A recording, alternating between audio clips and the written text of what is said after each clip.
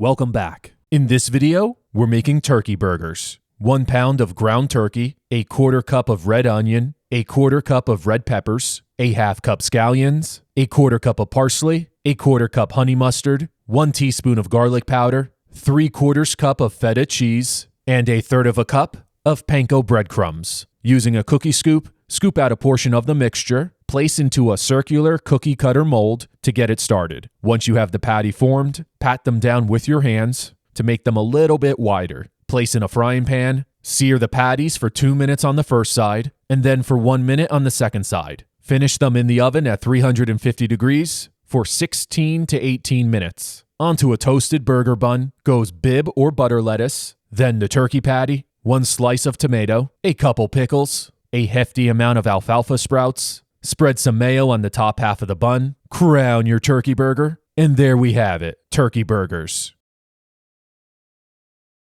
That's it for today, guys. Drop a like and a comment below, subscribe if you're new. I'll see you next time.